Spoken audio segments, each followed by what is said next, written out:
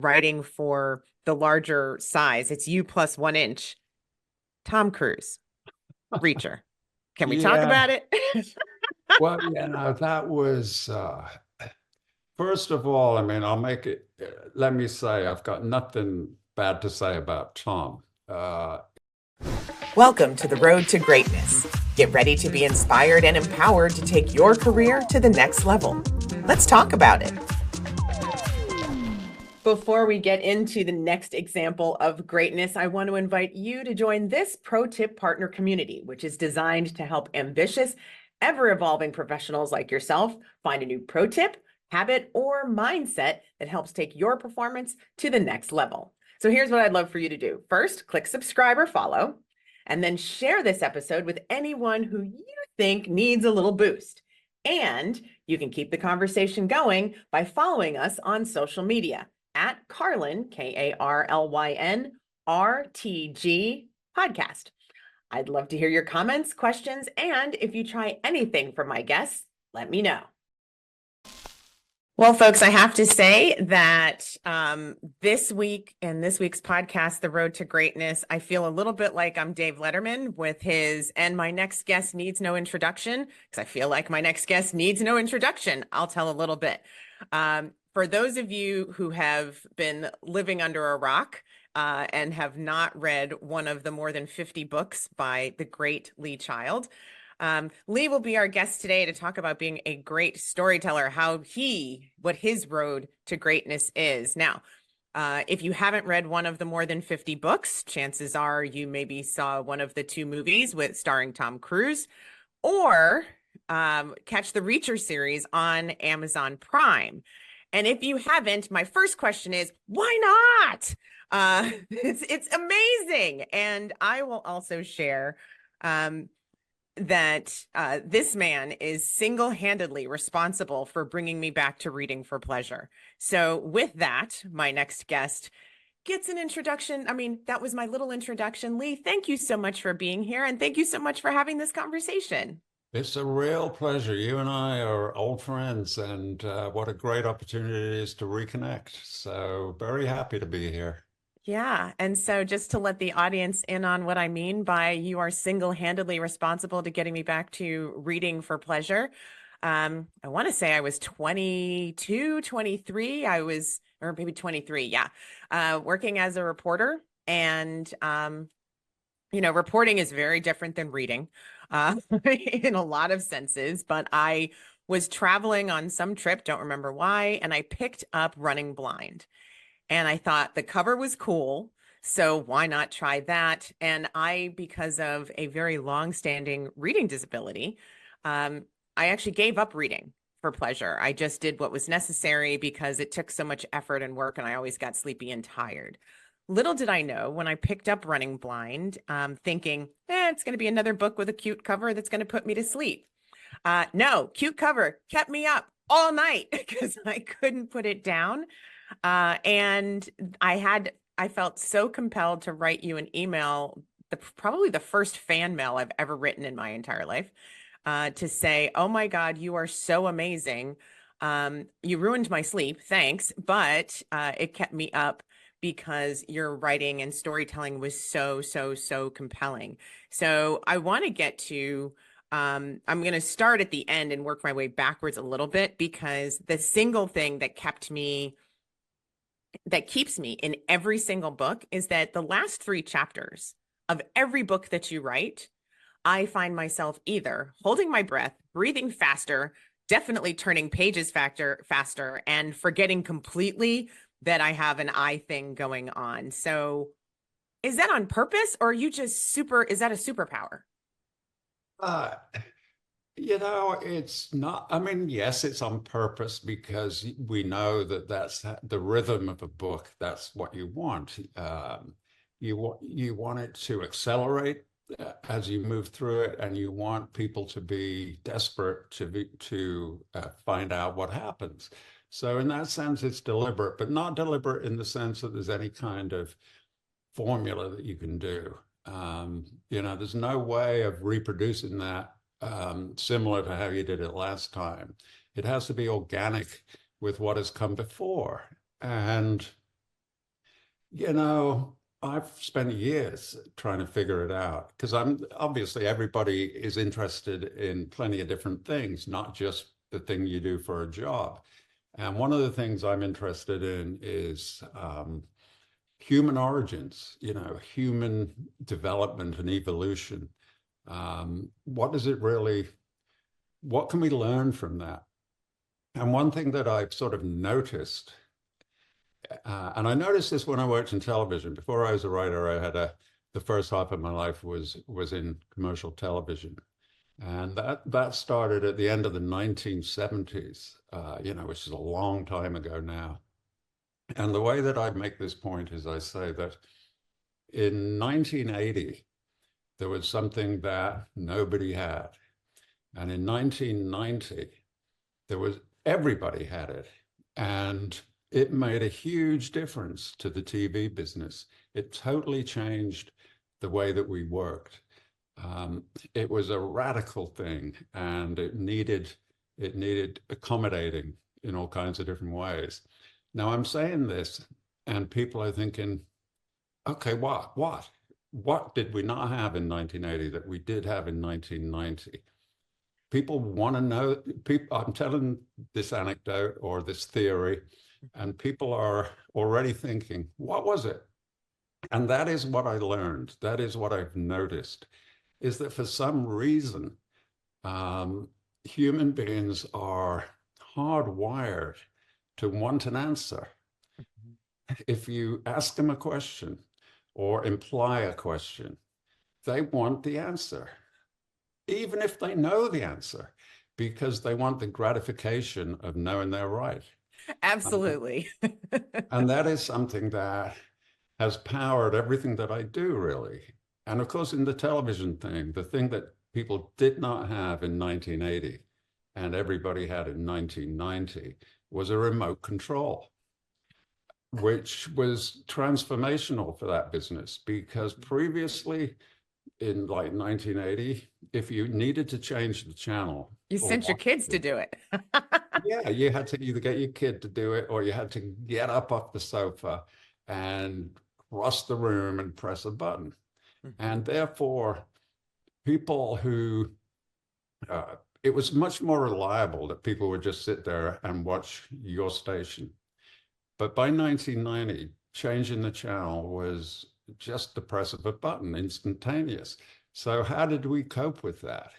And it became a fashion for, and it still endures in sports a lot, where you would ask a question at the beginning of a commercial break, and then you would answer it at the start of the next segment. And people therefore would not change the channel because they were, however stupid the question was, people are desperate to know. And so that is really what powers a book. Any book, not just a thriller or a suspense book like mine, but really any book asks some kind of a question. Who did it? What is happening? Whatever the question is, it can be very basic. The reader sticks around and wants the answer. And the way I do it is that I don't know the answer either. I make the book up as I go along. Are you kidding? Yeah, I never plan it out. I never have a really solid idea of what's going to happen. There have been many, many, many books where I just start out writing and then I figure it out as I go along. And somebody that I thought was a good guy turns out to be a bad guy or whatever. And so I am feeling it just as much as I hope the reader is going to feel it. I'm getting towards the end of the book, those final 3 chapters. I'm desperate to find out what happened, just as much as the reader is going to be. So I think that's what it is, but it's a very simple procedure, and it feels weird when you're doing it because you're kind of manipulating the reader, I guess. You Feel are free. saying, there's this situation, there's that situation. What is going on here? And the reader will stick with you to find out. Wow. You've just blown my mind on so many levels because I've never heard you say that before. And I've seen, I mean, I've been to I don't know how many of your book signings and talks and everything else. So that's just beyond stunning. Um, But yeah, you go can ahead. carry that into every aspect of life. You know, any kind of public speaking, even in a tiny sentence, it's important to ask the question first or imply the question first and then answer it, even if it's within the same group of words. If I said, you know, you're a reporter, I mean, if we do a report about something, if I said the train was late, therefore Colin was angry, that is not a very interesting sentence because the answer comes before the question. If I said Colin is angry because the train was late, in microcosm, that is exactly how you should do it. That you make the statement, Colin was angry. And in that split second, people are thinking, why? Why? Why was she angry? What's going on? And Right. then you get the answer because the train was late. And even though that's a microsecond, it's still the same momentum. It's still imply the question, answer the question. So it's not just a huge long arc through the whole book. It is sentence by sentence, paragraph by paragraph, page by page. You structure it in a way that pushes people forward the whole time. Because as you very honestly pointed out, you had difficulty getting through a whole book because of a reading issue. And if my hand is on your back, gently pushing you through, that helps. And it is true that, people are reading books is huge amongst a certain segment of the population, but kind of not a customary amongst another section of the population. And those people appreciate that momentum through the book. I've had the most heartfelt compliments, people just really happy. And they say to me, I loved your book. I finished it, which to a certain kind of person is a huge achievement. It makes them feel Huge. good about themselves. And you manage that by easing them through it. They must not know, they must not be aware of it. But if your hand is on their back, just easing them through the story, it adds to their experience hugely. I love that so much. And that's just such a perfect, again, a perfect analogy and a perfect way of describing how it feels to be reading your book. Um, and this blows my mind on so many levels. One of the things as I'm thinking about it is everything that we're taught in school and whatever, it's know the destination. Even when you're talking about a GPS or if you're going to plug into Waze or whatever your Google Maps, whatever, and you go type in, you have to put your destination in first, and then you figure out the best way to get there. So you're not figuring out the destination on the front end. You're figuring out as you go. I mean, wow.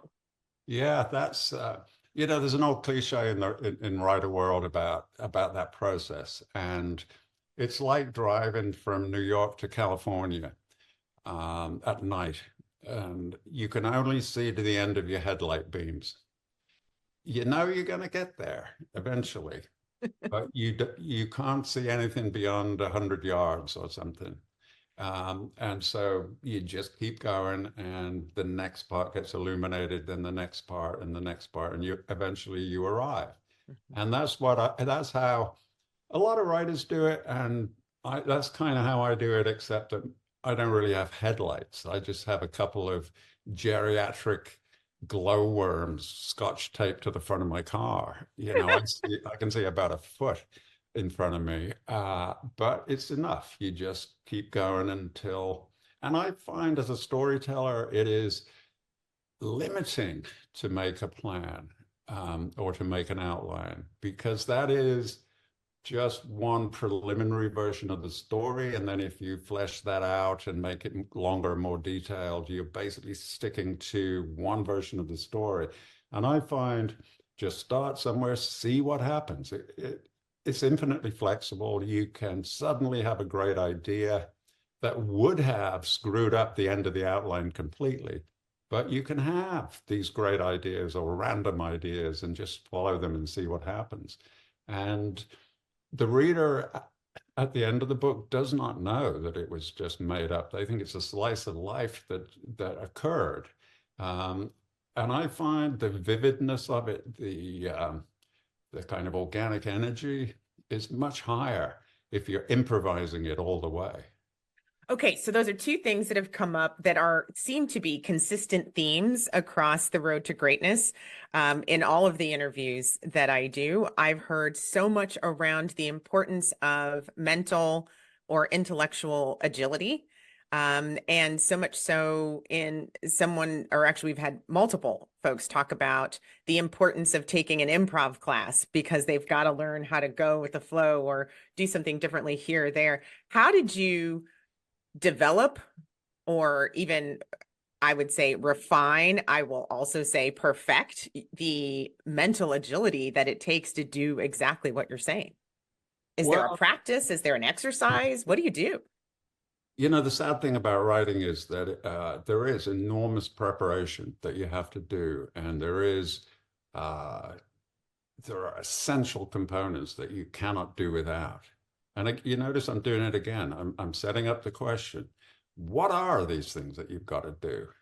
And people are thinking, they're waiting to hear, what are these things we've got to do? So this is how you do it. You Pen in imply hand. something, and then you ramble on for a bit before you answer it. And sadly for writing, the thing that you must have done is read all your life. That is the preparation. And it's a great job in the sense that it is a job that not only you can do, but really you should do when you're older. Um, we were talking about, before we started the recording, we were talking about Michael Connolly, for instance, because he and I did an event together, and that was the last time I saw you in person. Now, Michael is absolutely typical of writers in that he worked the first half of his life as a newspaper reporter and then became a writer late 30s or 40 or whatever. And that is something that virtually every writer does because not only as a human being and a person, you've got to fill up the gas tank with years of experience, years of observation, years of being in the world. That part is important, but you've also got to have that lifetime of reading.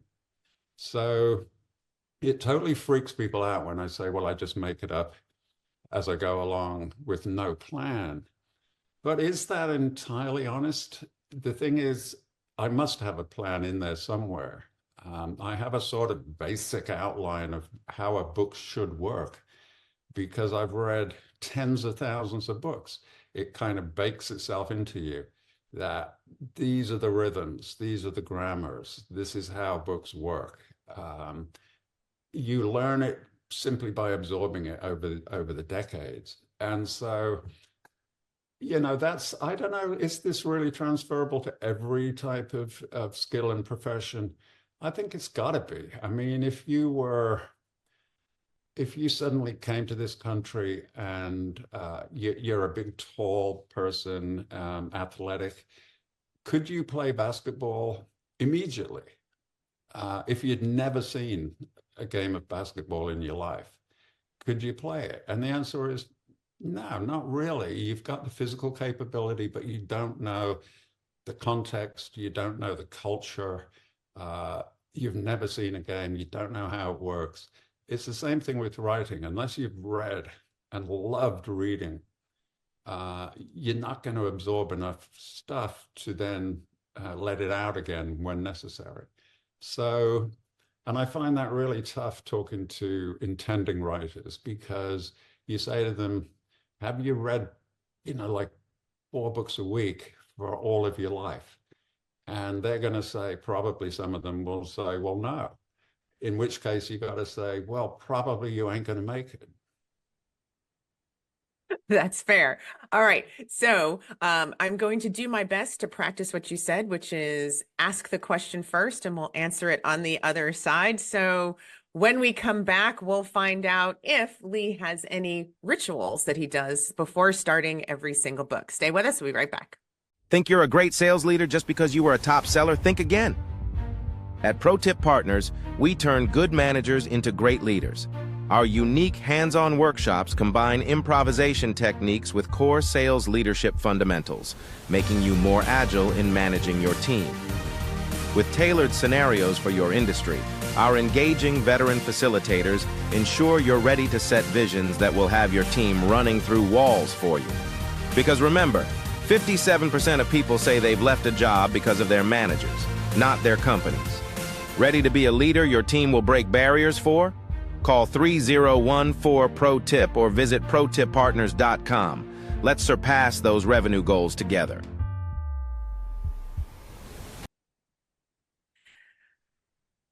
This is so cool. I'm geeking out so much. Okay, sorry. I'd love to listen to you talk.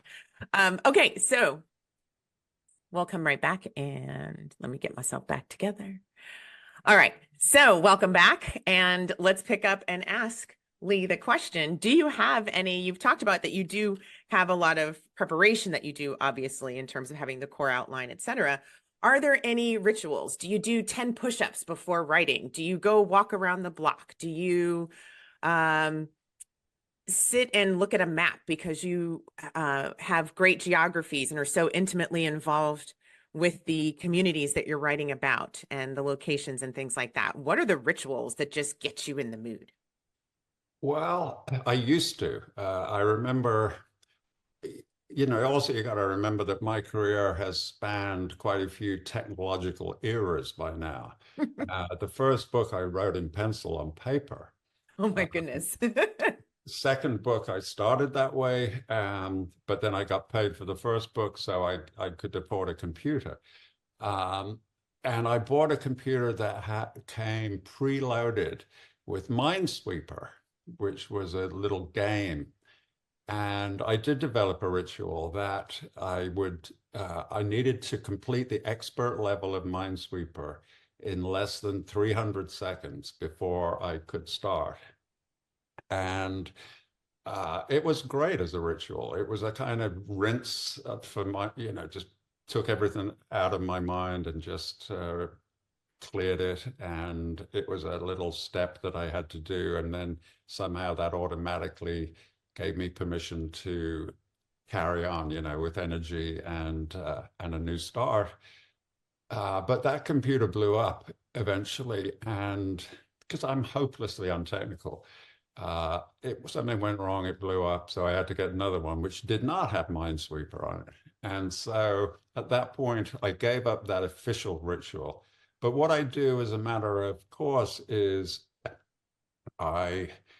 yesterday I will have written, I don't know, 1,000 words, 2,000 words or whatever, and so I go back and read that and check it, and I will change a few words or change the punctuation or do some amendment to it. But the point of it is that reading yesterday's stuff then launches me onto doing today's stuff. And then the next morning I'll read today's stuff, and that will launch me onto doing tomorrow's stuff. So that is a sort of ritual, I guess. Although it's common sense for being a writer. But it also ties into another thing that freaks people out, is that I never revise anything when I finish the book. Wait, what? I do it day by day. In other words, today I check yesterday's stuff. Tomorrow I'll check today's stuff. So it's a kind of churning process, 2 steps forward, 1 step back daily through the whole procedure. But then once I've finished the book, we're talking about the last 3 chapters. Once the last part of that end chapter is done, finished, that's it. I don't even reread the book, let alone change anything. I just send it in. And that ties into another crazy theory, which is that, well, it's not crazy in the sense that if you're doing something that's going to genuinely excite people, it has to be vivid, it has to be organic, it has to have a strong beating heart of its own. It must be a thing of itself. And it is what it is, therefore.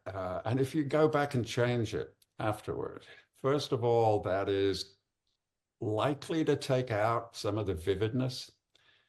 It'll smooth it out too much, perfect it too much, maybe.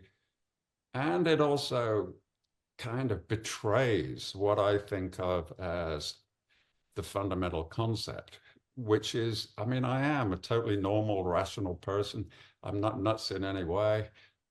But when I'm writing a book, this is actually happening. And you cannot go back and alter the past. You know, if you did something 2 weeks ago that you really wish you hadn't done, you can't go back and change it. And I won't do that in a book either. It has to be warts and all, mistakes and all, in order to preserve the beating heart. And so, yeah, I'm reluctant. I don't need to, you know, it is what it is. And often my editor will say, this is great, but wouldn't it be better if this happened after that? And I'll say, yeah, probably, but it didn't. I love it. Stay in your lane. Fantastic. That actually brings up a story. Gosh, and I'm trying to think of when. It was probably second or third book signing, so maybe around one shot. That you were talking, and it was an intimate group of fans who were there to just listen to all of your wonderful stories. And I remember you talking about, in one setting, a woman gave you a lot of grief about the fact that in one book, and right now it escapes me which one because there have been so many, but in one book, Reacher didn't change his clothes at all. And then in the next book, he changed his clothes like all the time. and and so you may not make the change in the book. It may be something you address later.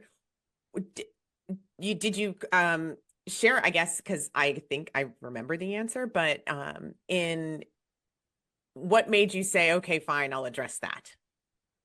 Well, I mean, the root of Risha's hygiene is something that it was kind of very conscious, because when you're writing a book, especially in a genre like ours, which is kind of defined for you in a lot of ways, you've got to react to what else is going on in the genre. And at the time I started, I was really impressed with a couple of women writers who were Sarah Paretsky and Sue Grafton, who had series going that were different, actually, from what had gone before. If you think about thrillers and crime fiction in slightly in the distant past, it was very unrealistic. You know, things would be done that just don't happen to normal people. You know, let's say you're in LA and the next clue is clearly in Chicago. So you go to the airport and you slap down your credit card and you get a ticket to Chicago and off you go.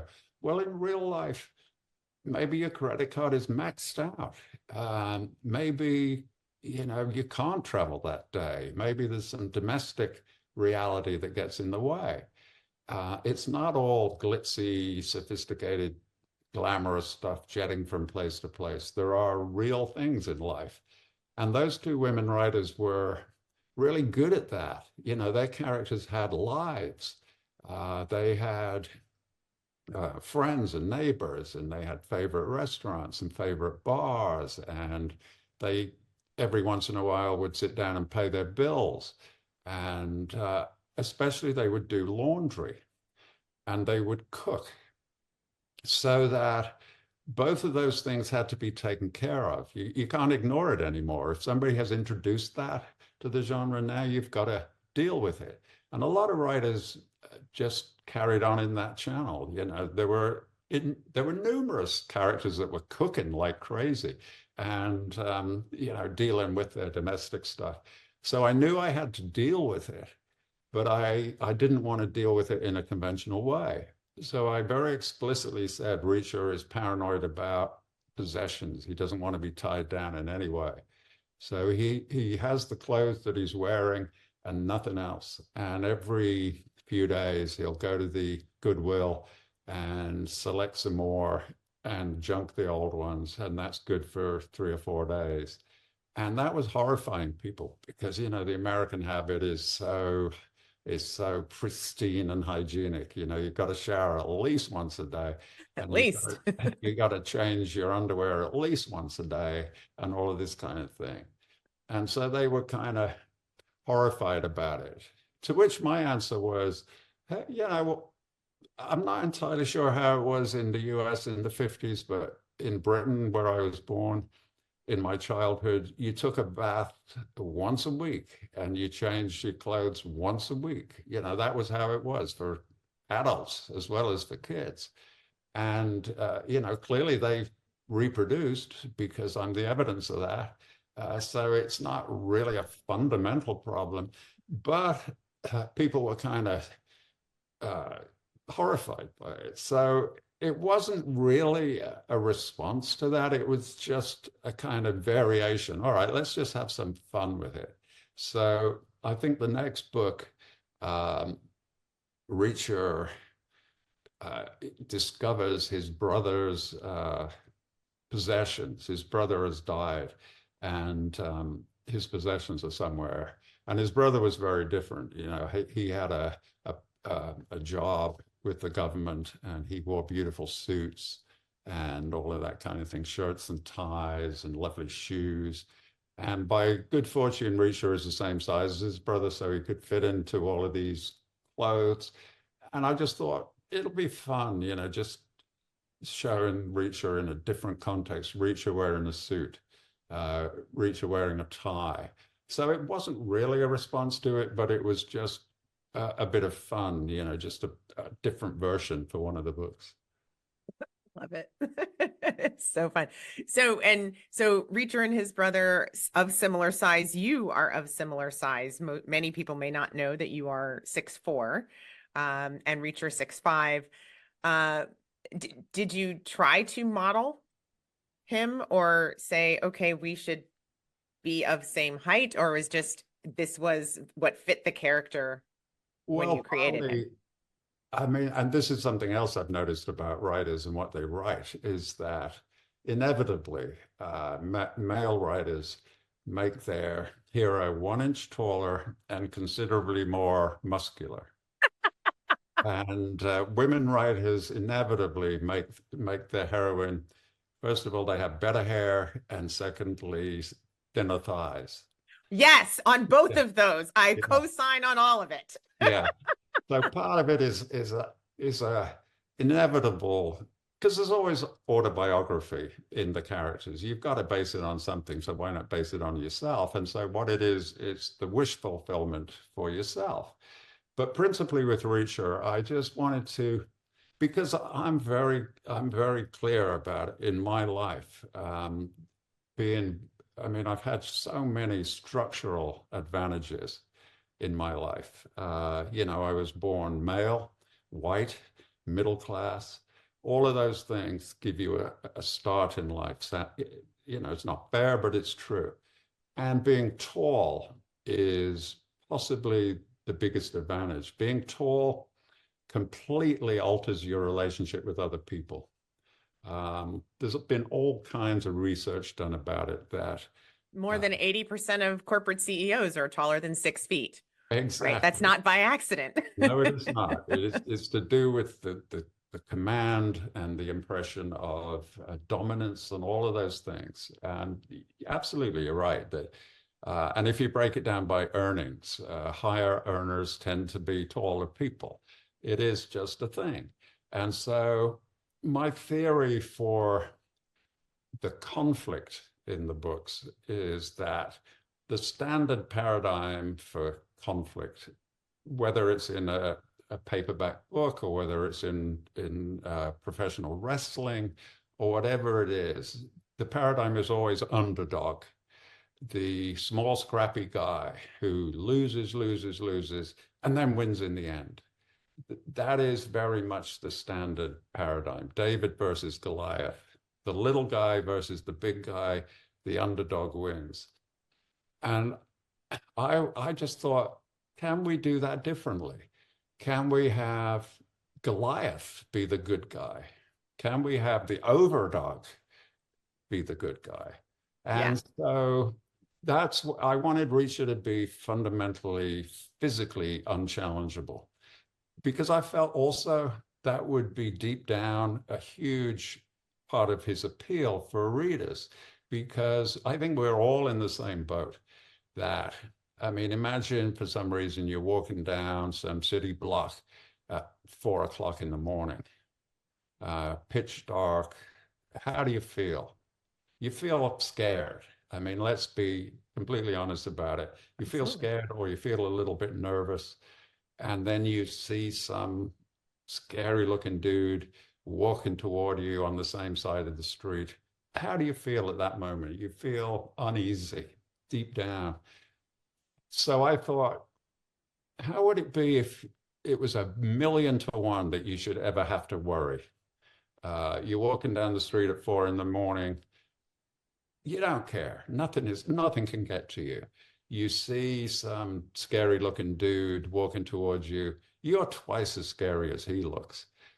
How would that feel? And I think it would feel empowering and reassuring, and a very positive feeling.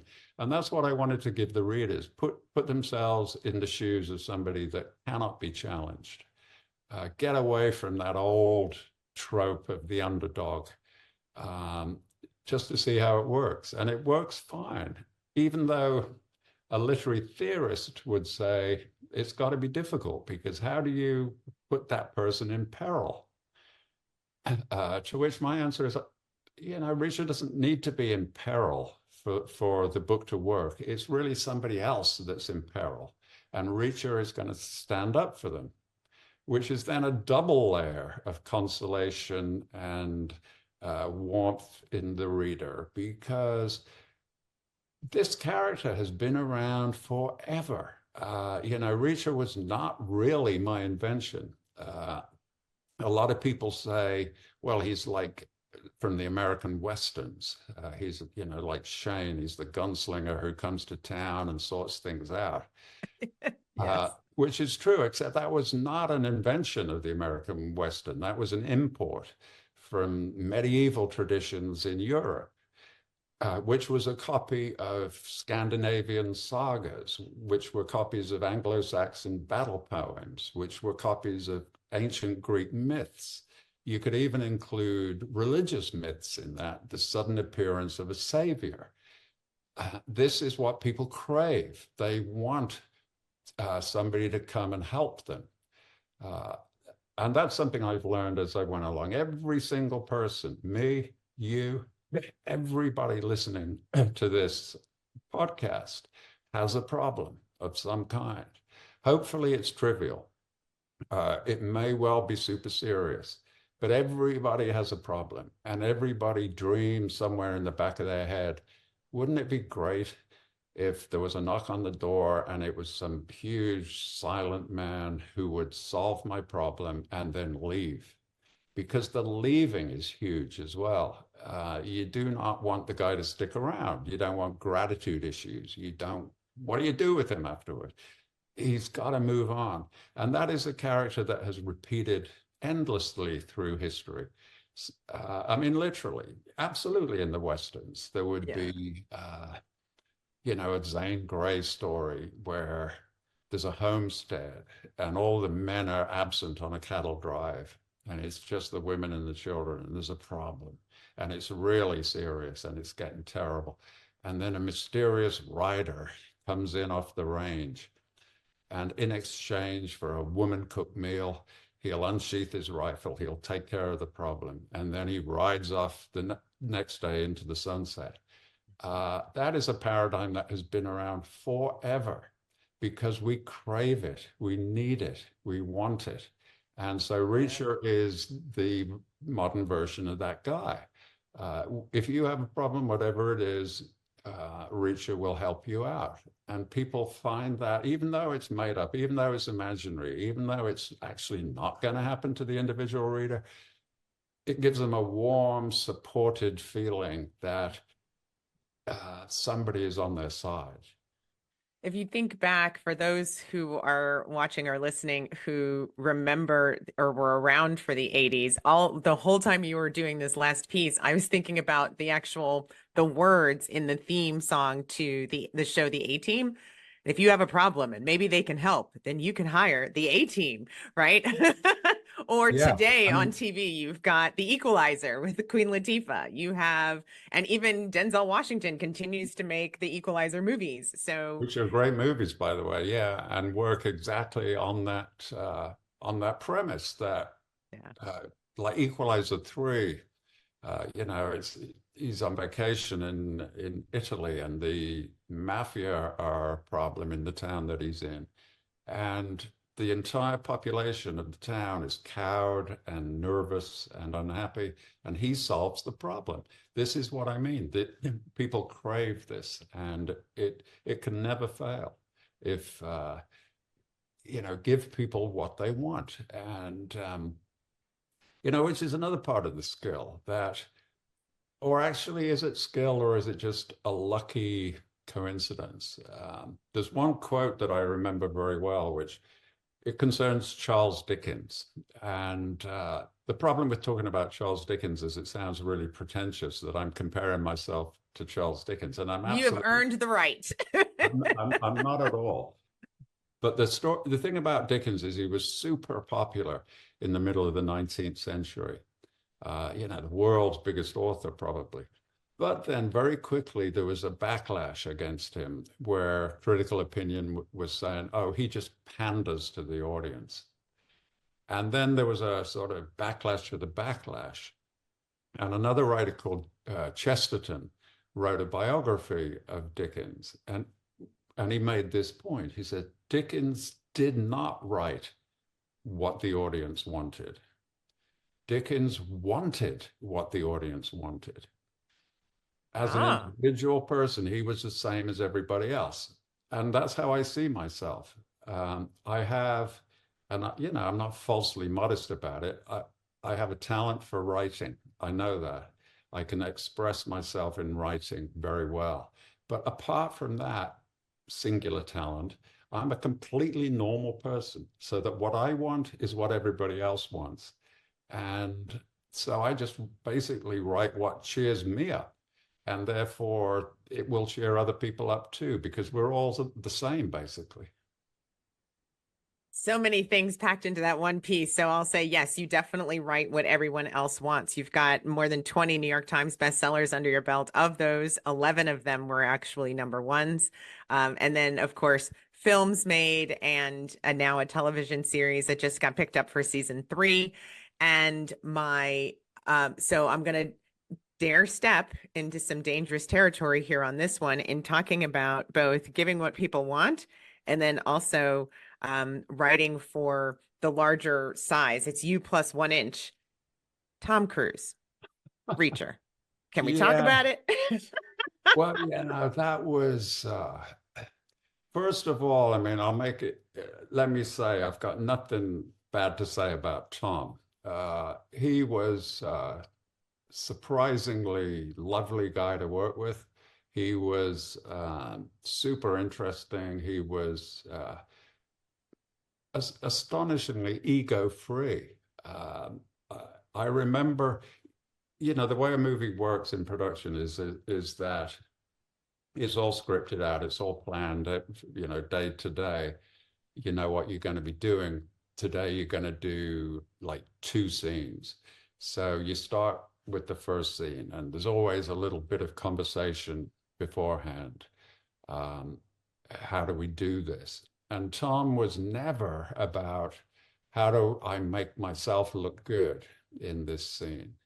He was always about how do we tell the story more effectively. And I found that fascinating. He was an amazing theoretician about the art of storytelling, and even to his own disadvantage, because he would, at the start of every scene, it would be, how do we make this scene better from the point of view of storytelling? And very often he would give away the best lines to somebody else. He would say, I think you should say that. To the degree where we were saying to him, Tom, this is a Tom Cruise movie. Keep some of the lines. But anyway, so it was not really a question of me and him not getting along. I loved him. It was great working with him, instructive in a lot of ways. But yeah, he was not that Goliath. He was not the overdog physically. And that did seem to short circuit the stories in a way that sort of really didn't work. I was guilty of a sort of misjudgment there because obviously in my head, it's about the books. The books are primary.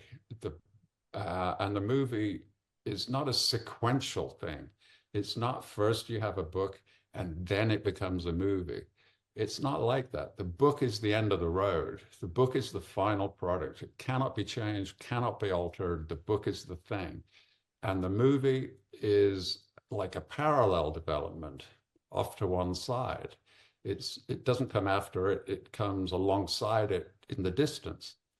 And so my opinion was kind of selfish and commercial because having Tom Cruise promote your brand around the world is pretty much, you can't turn that down. You know, it's a big world and you can't cover all of it yourself.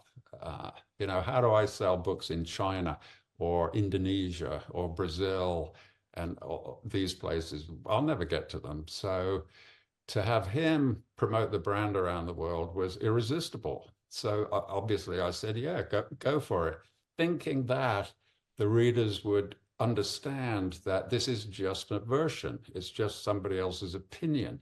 It doesn't replace the book. It doesn't really even comment on the book. It's not relevant to the book. I totally underestimated how close people would feel that the book should be faithfully reproduced. So that was partly my fault. And yeah, so it was doing those two feature films was very good fun, and it was very instructive in numerous ways, and I do not regret it at all. But by some, I don't know what it was, ESP or something like that, my Hollywood lawyer had put in a clause that after two feature films, I had to say whether we would continue and do any more. So we did two, and I thought, no, you know, because again, the landscape had suddenly changed in as much as that deal was done in 2005, which even though the first movie didn't make it to the screen until 2012, 7 years later, that deal dated to 2005. Where feature films was all the work was really. And then we had this huge invention of streaming television, binging television. Binging. Yeah, which was unheard of in 2005, hadn't been invented yet. Yes. We didn't know it was coming. And of course, now, no writer would go to feature films first. They would want binge television principally because of the running time.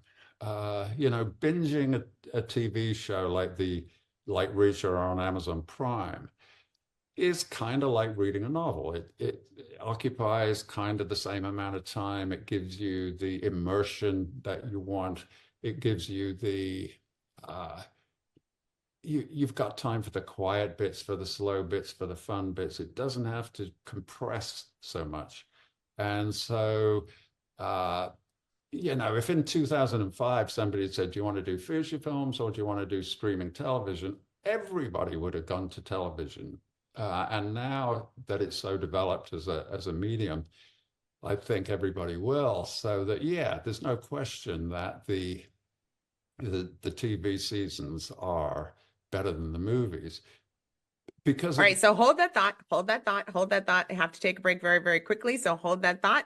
And so when we come back, we're going to leave you hanging for just another moment. We'll hear more about Lee's perspective on now Reacher on Amazon Prime.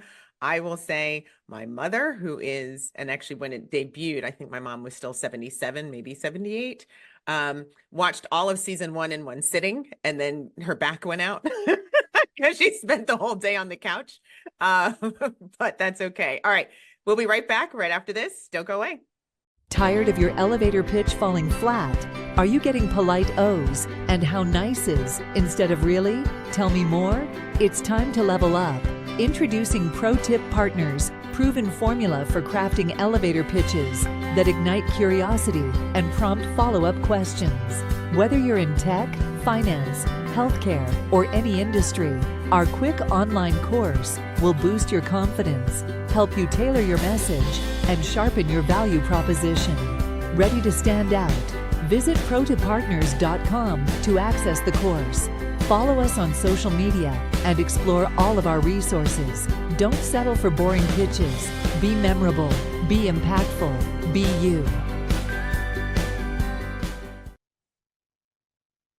And then now, Lee, now that we've come back, thank you so much. I hope I didn't ruin your train of thought. I just had to quickly pay a bill because everyone now believes that this character or the actor playing Reacher, I've heard everything from super dreamy. Now that's what Reacher looks like. I will also say, in looking at him, he's almost exactly, I envision Reacher in my head when I'm reading the books. I envision Reacher with a smidge longer hair for some reason and a little bit darker hair. But other than that, pretty much almost exactly the same. So your thoughts on now this new choice, this new medium, and coming through now with a season 3 coming soon.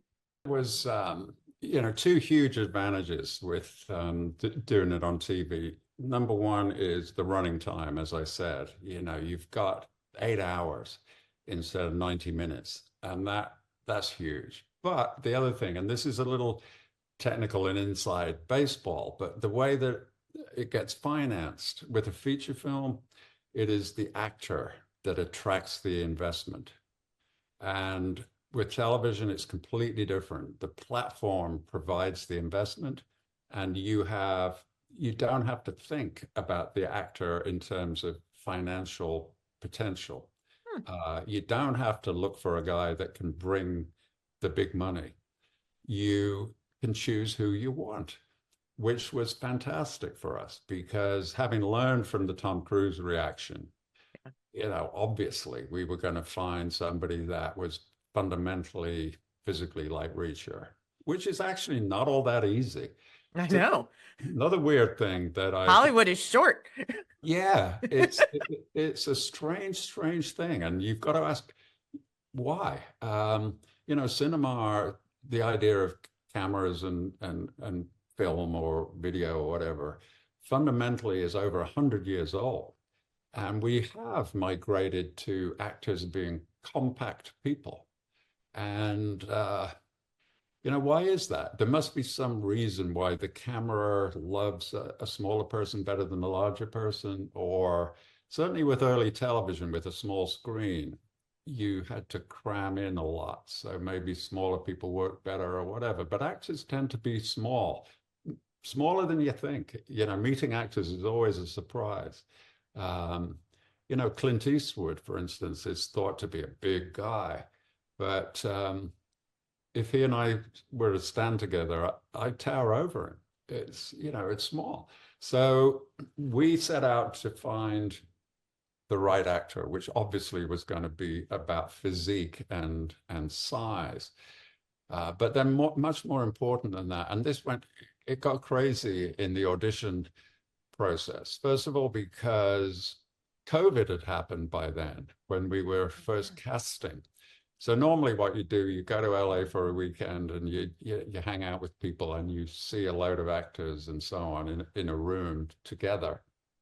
And couldn't do any of that because of COVID. It was all done by Zoom, which initially I thought, oh, that's going to be difficult, but actually not difficult at all, because I was seeing exactly what the viewer was going to see and nothing more. In other words, the guy on the screen, nothing more, no background information, no small talk beforehand, no personal feelings about the person. It was simply, I was going to see him on the screen in the same way that the viewer would ultimately. And so I developed this theory that what I wanted from the actor for Reacher was just instant command. I wanted him to step on the screen, and even before he did anything or said anything, I wanted him to own the screen, own the scene, and just be in command. And so I developed this thing that I was going to judge the auditions on the first 2 seconds. I wasn't going to bother with anything else, because anything else can be coached and directed. It was about the presence. It was about the charisma. It was about the intimidation. So it was all about the 2 seconds for me. And I saw Richardson and thought, yeah, that is the guy from his first 2 seconds. I thought, this is the guy, this big, huge, implacable person who is looking at me, and he owns that screen. And so my mind was made up. And then, there's a whole bunch of producers and directors and people that have got to be in agreement. And I thought, oh, here we go. We're going to have some ludicrous argument based on me saying, I've judged this on 2 seconds. But actually, they all were doing the same thing, and they all agreed, so that it was an obvious choice. And it has worked out really well, because he is Reacher, a lot of, as like your mom, this is the right guy. So finally, I feel, yeah, this is really good. We've got a long time to tell the story. We've got the right main character. And it must be said, fantastic supporting characters. That's a big part of it too. Everybody else in both of the seasons so far has been fantastic. And as you say, season 3 is underway. It was sort of slowed down a bit and interrupted by the Screen Actors Guild strike. So we're a bit out of step with the weather. We've got to wait until springtime before we can pick it up again. Mm-hmm. But it's going well. But again, casting, it's Persuader is the book that it's based on. And for anybody who's read Persuader or remembers it, Reacher, there's a character there that is clearly going to be a problem for Reacher. Reacher infiltrates this small compound and undercover, basically. And in that compound, the security seems to be provided by this immense guy who is a steroid freak. So it's dangerous from steroids. Plus, he's much, much bigger than Reacher. So how do we find that guy? But we did find that guy. Really? Oh, yeah. He is amazing. And we are... Are you allowed to give us the scoop, what the actor's name is? I'm not going to say anything about him, because it'll spoil the surprise. But you should... That is going to be a wonderful moment when Reacher steps into the scene and, oh my God, this huge guy. And all I can think about is, just based on who the character is, based on Alan Richardson's character, or his body himself, I'm thinking about walking in and seeing some CGI version of the Hulk, or putting the Rock on a ladder or something else. I don't know, but wow. Or even, I'm trying to think of one of those superheroes, the guy who turns into the Sandman. But at any rate, I'm excited. And so, do you have a release date yet? We don't, because it's not quite made yet, mm-hmm. Because it'll be made probably, it'll be finished, I'm sure, before the end of this year.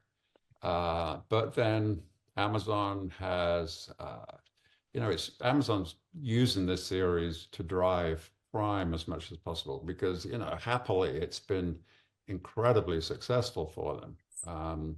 The viewership has been unbelievable. Yes. So they're going to time it very precisely, I think, for whatever they need, which could well be over the sort of Christmas, New Year holiday. Who knows? It could be after that. We do not know yet. First of all, let's get it made, and then we'll let them decide where they want to use it. Sounds perfect. Although a little bit of a bummer that I've got to wait till 2025 or close to 2025, at least to see it, but that's okay. And for any of our listeners or watchers who have not yet watched the series, they're just in the books and they think that it's not going to be the same. First of all, you're wrong. Go see it anyway. But second, this gives you time to catch up and to go back and do the binge watch. Just make sure you get up and walk around so you don't end up like my mom, you know, holding her back for a week, but that's okay. One other thing. So we've talked a lot about your process, how you put the storylines together, the fact that you build as you go, and those sorts of things. You also have, which I actually didn't know until I was doing my preparation for today. I didn't know that there's actually I want to say it's BB Maestro class on how to write like you. It's like a 32-part course on how to be a great writer. Is that still available? What led you to actually teach people how to be like you? Or, not that they're going to get there. It's again, a sort of long and sort of complicated answer, in as much as, the BBC in Britain is, as everybody knows, the state broadcaster, and really the source of a lot of Britain's soft power. I haven't lived in Britain for almost 30 years. So I live outside of Britain looking in, and shoulder to shoulder with me are other foreign people looking in at Britain. And what they see is the BBC. It is, a magnificent institution, and it can do good for the world. But it is under relentless attack by a rather dumb conservative government in Britain that are constantly trying to defund it and hobble it in various ways. And part of the BBC's response is to set up a commercial arm that is supposed to make money to help support the channel. And one of their initiatives was starting out this thing called BBC Maestro, which is individuals who have had success of whatever it was, playing the violin, producing records, just randomly, whatever. They ask them to do a course that teaches other people how to do the same thing. And they asked me to do that based on writing popular fiction. And so I was very conflicted, because I don't think you can teach it. I don't think that you can certainly tell people the shortcuts. You can say, I'll save you 5 years by telling you what I learned in 5 years, so that you know it up front. But the basic approach and techniques, I'm not sure that you can teach. So I was a little reluctant to promise something that may not be achievable. But they were okay with it. And it was really about my observations, the lessons I'd learned, giving people shortcuts rather than like super basic instruction. So I was happy to do it, and it was quite good fun to do. And it's available. Check it out, BBC Maestro. You've got to pay for it because, like I said, it's a commercial operation supporting the main channels. But look at mine. If you don't want to do mine, there will be other people that you want to do, fascinating people on the same proposition. And so I'm going to go all the way back to the beginning of our conversation, talking about we both share a former news background, and you mentioned other writers who also have a former television background.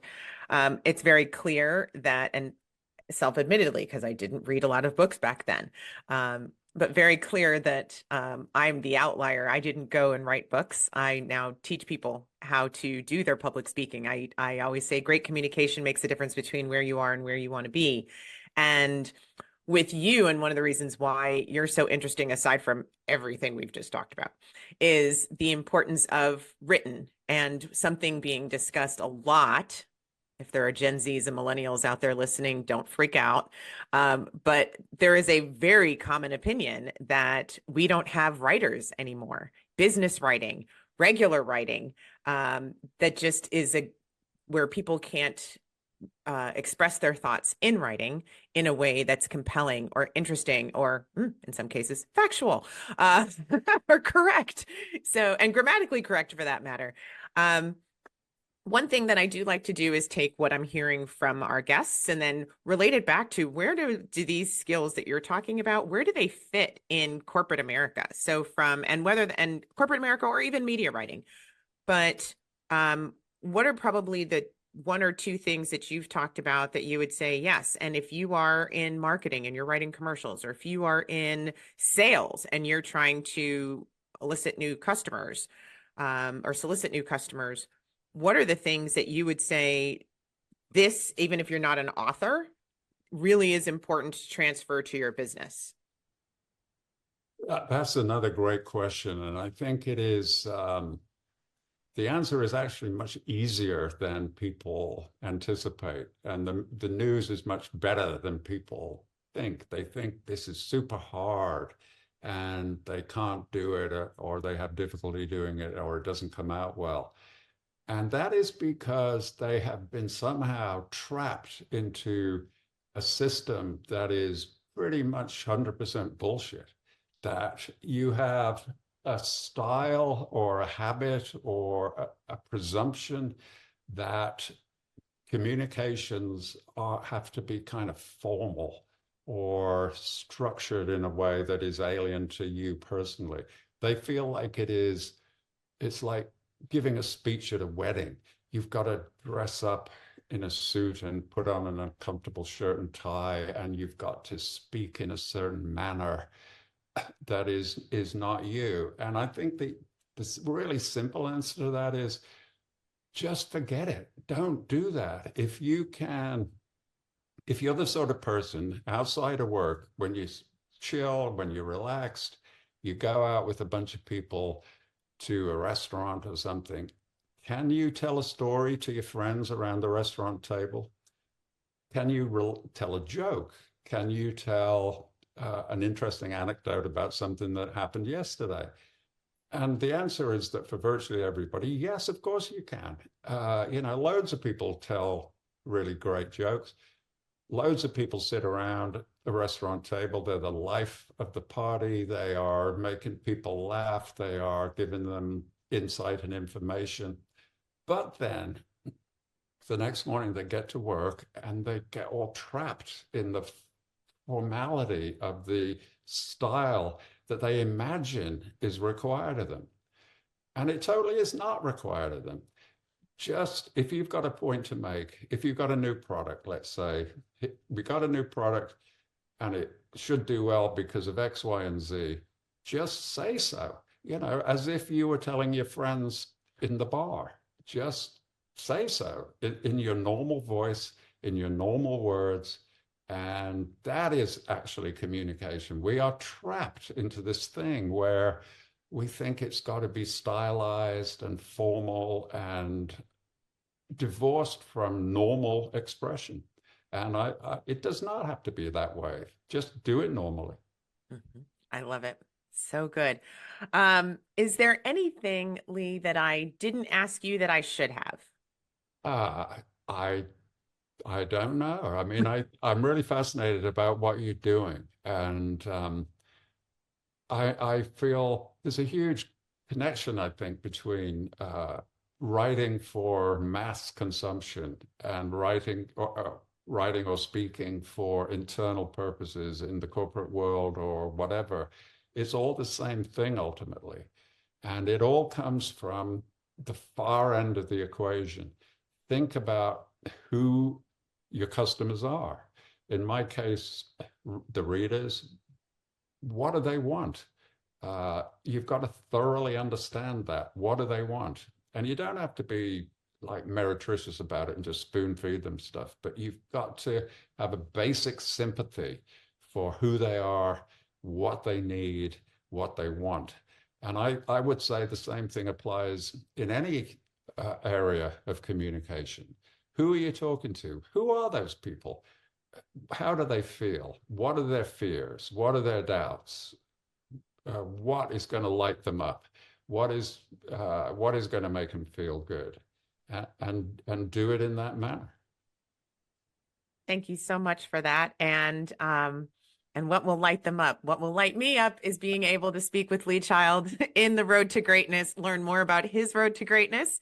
And also hopefully, and if we did this right, every single person listening or watching has picked up something that they can use for themselves in whatever field they're in. Because I think, and certainly as I'm hearing across all of our episodes, there is the common theme about mental agility. There is a common theme about understanding what other people want and need, and figuring out where do you fit or how do you address some of those things, in looking at also just some really cool, a very cool body of work. So again, if you have not read, seriously, shame on you. If you haven't read any of Lee Child's books, I may just show up at your door and bring you all copies of all of mine, because I've got lots of them.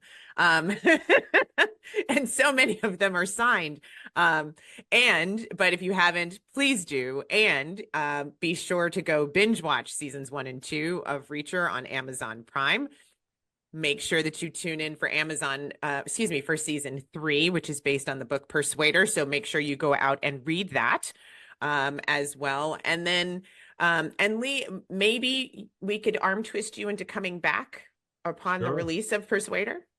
Yeah, that would be good fun, wouldn't it? That whenever that happens, we can see how it turned out, and talk some more about it. Again, lessons to be learned, no doubt. Absolutely. Any final words you'd like to leave us? I think you gave really great advice on just being direct and clear, but anything else you'd like to leave the audience with before we head off or sign off? Well, all a writer can really say is that for somebody to read their books and enjoy them is the hugest compliment ever. And so, in a sense, we're all in the same boat, that somebody's reading our books. How many people is unpredictable, but somebody is. And I just want to say thank you to everybody who reads them, because that squares the circle, it completes the process, and there is no finer feeling for an author to know that somewhere somebody is enjoying what we did, and possibly it might be really important to them. People have hard times. I've heard from lots of readers who say, your books got me through this hard time when my dad had cancer or something like that. Other people just read them on the beach because they want to chill and relax. But if somebody has enjoyed your book, there is no better feeling than that. So all I ever want to say is thank you to my readers, and it has meant more to me than you could possibly imagine. And I think that's a perfect note to end on. And as one of those people who actually changed their life in a very, very big way, I thank you, not just for being here, but for also truly bringing me back to something that is both important, enjoyable, fun, and escape, as you say. And again, for the last time, I will say to everyone watching, please, please, please, if you do nothing else for yourself, go pick up a Lee Child book. There are more than 50 to choose from. He also has short stories.